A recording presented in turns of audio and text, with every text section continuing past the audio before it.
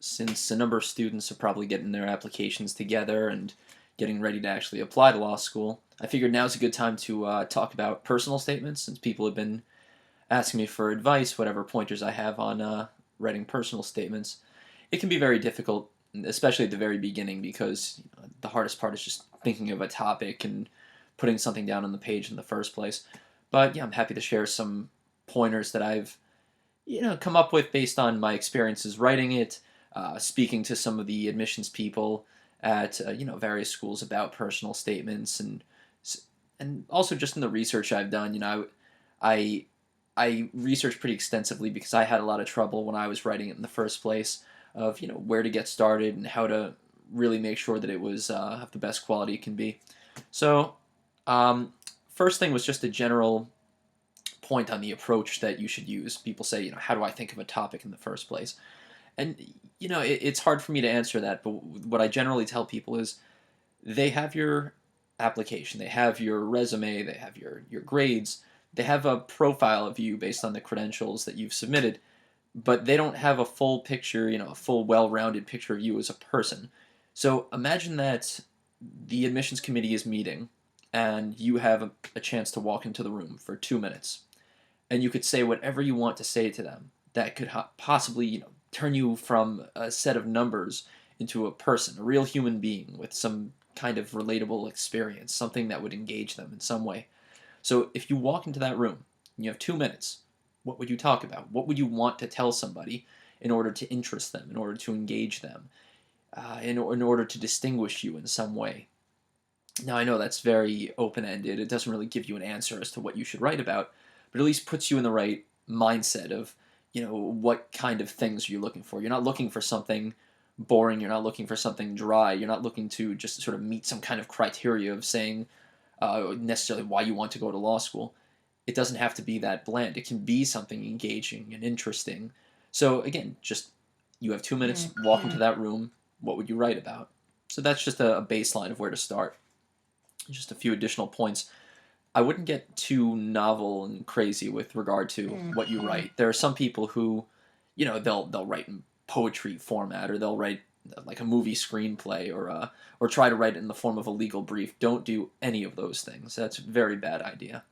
Yes, you want to be creative. It's good to think of something interesting and engaging and maybe a topic that people don't normally write about, but don't do it in one of those silly, risky formats that's just likely going to distinguish you in a bad way. That's not something you want to do. Also, people have me. I work with a number of LSAT students, so I end up reading a lot of their personal statements. And people seem to have this tendency when they're writing for the first time to put in quotes into their personal statements. And I don't mean quotes of conversations that they have. That can be fine. But people will put in a line from their favorite movie or from their favorite book, and sometimes they'll start the personal statement with the quote at the very beginning, and then get into the story of what they wanted to tell. And that's a silly idea, and it always comes off bad. And I've spoken to admissions people who say that's a bad idea. So stay away from the quotes, and here's why. When you're supposed to be the one not just telling but showing through your experiences and through the story you're going to tell, and to have a quote there sitting at the beginning. It just all it says is that you couldn't convey this concept on your own. And you needed somebody else to say it for you. And it's not a good vibe to give, and it usually is just done poorly, and it just seems out of place, and usually comes off as cliche anyway. So definitely stay away from those quotes. Again, you could use quotes of conversation from people if the quote at the beginning is something that your grandfather said to you that relates to the story. That's different. But if it's just some kind of movie or book quote or line of poetry, don't waste your time with that. Read the prompt very carefully.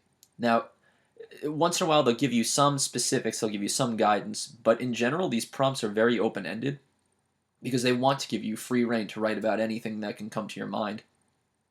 So in general, I was able to use the same personal statement for essentially all maybe 15 schools that I applied to. Um, but that doesn't mean that you should just write one and just send it in without reading the prompts. Make sure that you read them to.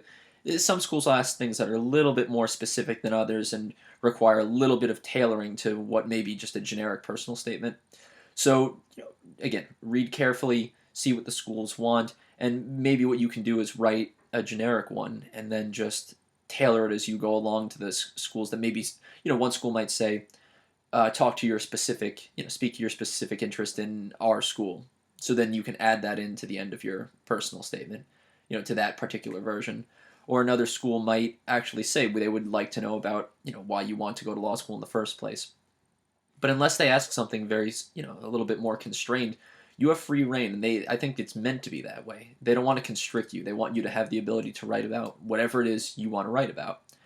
So, it does not have to be about why you wanted to become a lawyer or why you wanted to go to law school. People just assume baseline, like, oh, if I'm applying to law school, I have to tell them, why I wanted to be here. That's not necessarily what you have to write about. That it's not a problem if you do, and I would say the majority of people, in some way or another, end up writing about why they wanted to go to law school. But just understand that it's not a prerequisite. You can be very creative, and creativity is really valued in this process. Just imagine that they're sitting there, they have to read 5,000 personal statements. If everyone is about why so and so wanted to go to law school, it's hard to distinguish yourself. Whereas I read one that one of my students had. It was about he was sort of making a sports analogy through a football game that he had played, and he was analogizing it to certain aspects of his life. And as long as it's well done, you can write about pretty much anything. I mean, anything can be done poorly, and anything can be done in a really high quality way. So, again, don't constrict yourself. You can be creative, but as a baseline, it's never a problem if you want to write about why you want to go to law school.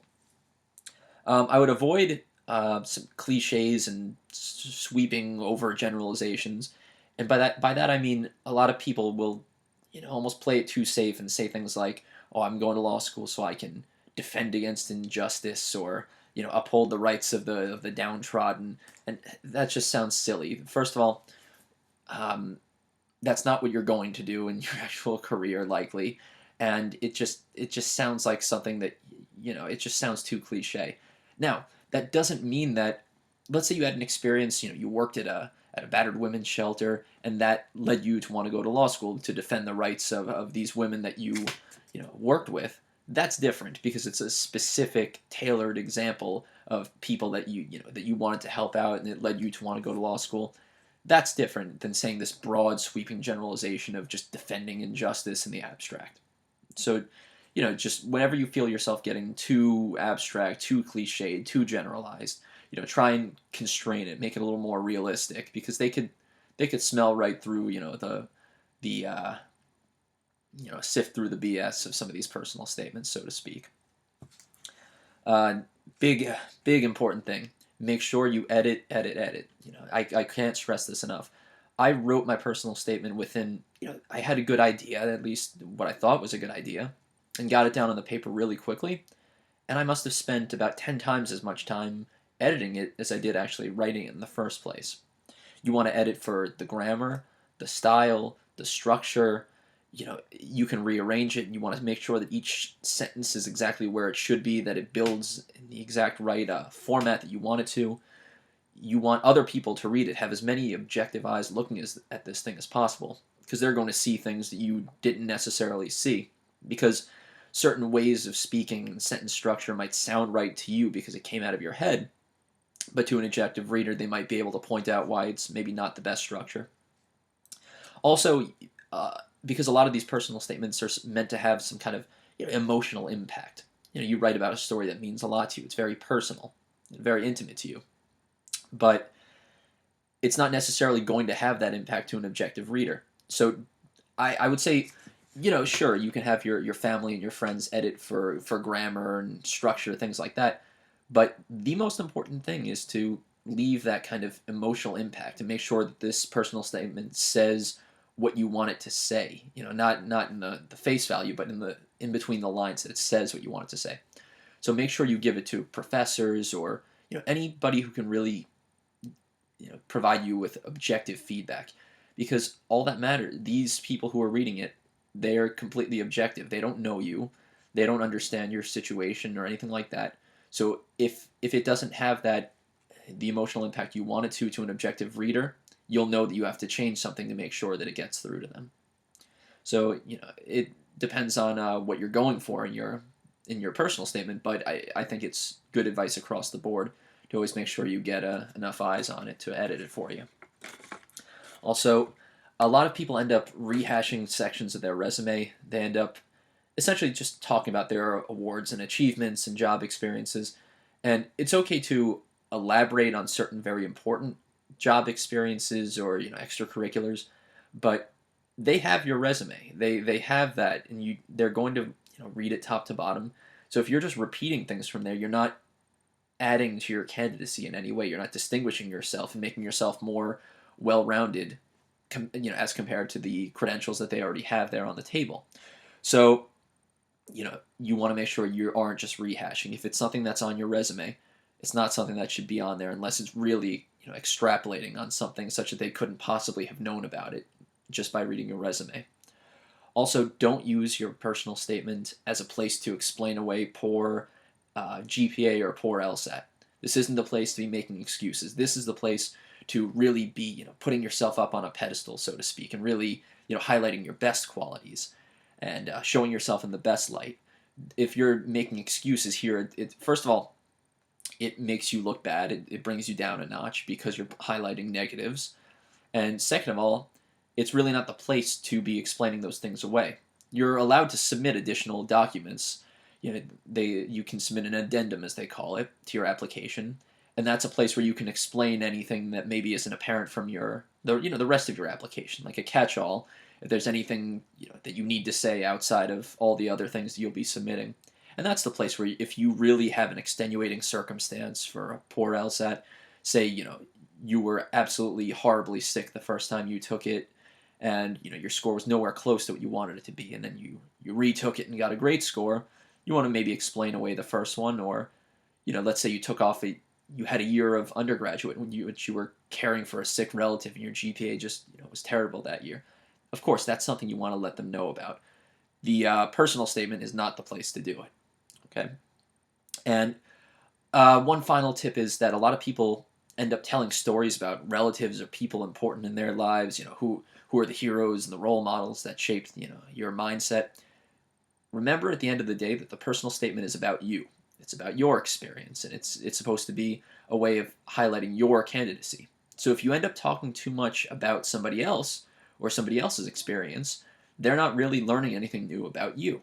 So make sure that if you're talking about somebody else or describing somebody else's influence on you, that the personal statement is still about you, and that it has sufficient information, and that the spotlight is sufficiently on you throughout the entire statement. Some people sometimes lose focus on that with statements that are more about other people than themselves. So just a few things to keep in mind. That's really all that came to mind off the top of my head. As always, if I can think of anything additional to add to this, I'll make another video on personal statements.